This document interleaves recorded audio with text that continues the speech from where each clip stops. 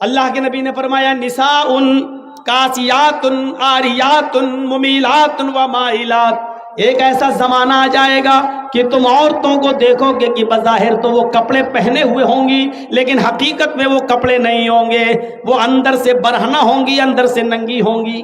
دیکھ لیجیے آپ ہاف آستین کے کپڑے پہن رہی ہیں آپ، جو غیر شادی شدہ ہے، جن کی شادی نہیں ہوئی، وہ شلوار سوٹ پہنتی ہیں، آستینیں کھلی ہوئی ہیں، دوپٹہ بھی اب سر پہ نہیں رہا۔ اللہ کے رسول جب معراج پہ گئے تو آپ نے دیکھا کہ کچھ عورتوں کو سر کے بال پکڑ کر ایک درخت سے لٹکا دیا گیا جہنم کے اندر، اور ان کو الٹا الٹا ان کو گھمایا جا رہا ہے، اور ان کے ہاتھ پیچھے سے باندھ دیے گئے ہیں، اور ان کے دونوں سینوں میں، عورتوں کے دونوں سینوں میں کھنجر ڈھونک دیے گئے ہیں، یہاں سے اور یہاں نکال لیا گیا ہے، یہاں سے کھنجر ڈالا، یہاں نکالا گیا ہے۔ پوچھا اللہ کے نبی نے جبریل یہ کون عورتیں ہیں جن کو اتنا دردناک جہنم میں عذاب دیا جا رہا ہے، جن کے سر کے بال پکڑ کر ان کو لٹکا دیا گیا ہے اور ان کے سینوں میں کھنجر چبھو دیے گئے ہیں؟ جبریل نے فرمایا اے اللہ کے نبی یہ وہ عورتیں ہیں جو دنیا میں اپنے بال کھول کر چلا کرتی تھیں، اپنے بالوں کو دوپٹے سے نہیں ڈھانکتی تھیں، اپنے سر پر اوڑھنیاں نہ ڈالا کرتی تھیں، اپنے سروں پر اوڑھنیاں نہیں اوڑا کرتی تھیں، یہ کھلے بال لے کر چلتی تھی، بازار میں، اسکولوں میں، کالجوں میں ان کے بال کھلے رہتے تھے، اور یہ وہ عورتیں جن کے سینوں میں کھنجر ڈال دیے گئے ہیں، یہ اپنے سینوں پر اوڑھنیاں چادر نہیں ڈالتی تھی، اتنا ٹائٹ کپڑا پہنتی تھی کہ کپڑا پہننے کے باوجود ان کے سینے کا حصہ اٹھا ہوا نظر آتا تھا۔ غیر مرد ان کے سینے پہ نظر ڈالا کرتے تھے، آج ان کے سینوں کو چبھو دیا گیا ہے، ان کے سینوں میں کھنجر ڈال دیا گیا ہے، ان کے سینوں میں کھنجر بھونک دیا گیا ہے۔ ہماری ماں بہنیں یہ عذاب پہ کہیں مبتلا نہ ہوں، ان کے سر کے بال پکڑ کر ان کو لٹکایا نہ جائے، ان کے سینوں میں کہیں کھنجر نہ چبھ ہو جائیں۔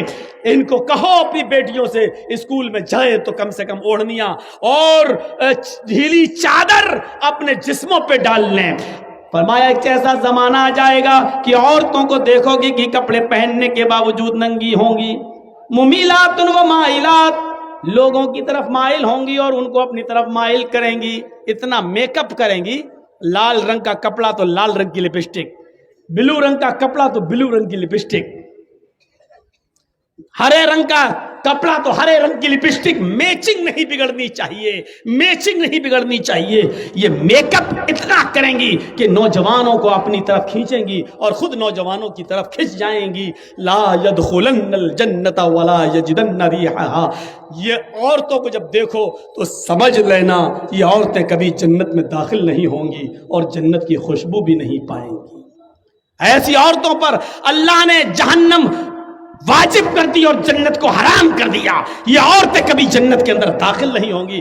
جنت میں داخلے کے لیے ڈھیلا ڈھالا کپڑا ضروری ہے، پردہ ضروری ہے۔ حضرت فاطمہ کا انتقال کا وقت آیا تو رو رہی تھی، کہا علی نے کیوں رو رہی ہو، ایک دن تو سب کو اس دنیا سے جانا ہے۔ کہا علی میرے شوہر، میری ایک وصیت ہے اس کو یاد رکھنا۔ بتاؤ تم میری بیوی ہی نہیں محمد رسول اللہ کی بیٹی بھی ہو، بتاؤ کیا وصیت ہے؟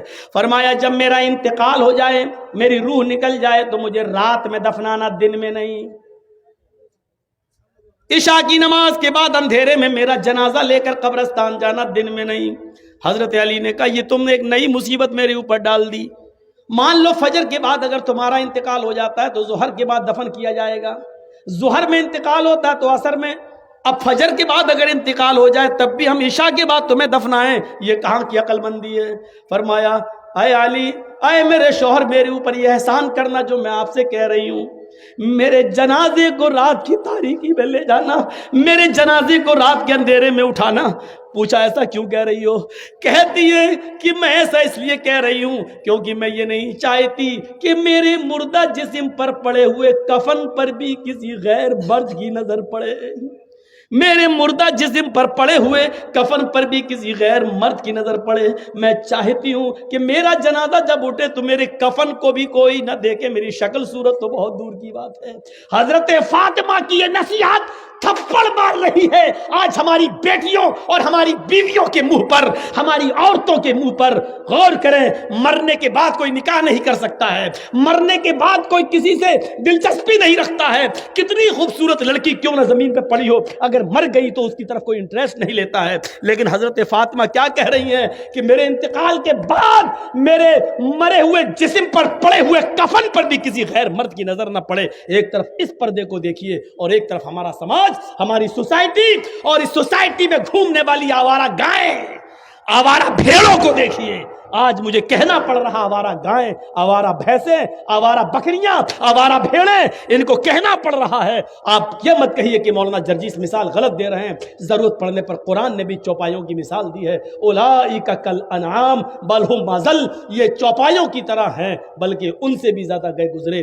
جب قرآن انسان کو اللہ چوپایوں کی طرح کہہ سکتا ہے, اگر ہم نے ان کو بے لگام گھوڑی اور بے لگام اونٹنی یا ہم نے آوارہ بھیڑوں بکری کہہ دیا تو کوئی غلط نہیں کیا, کوئی غلط نہیں کیا.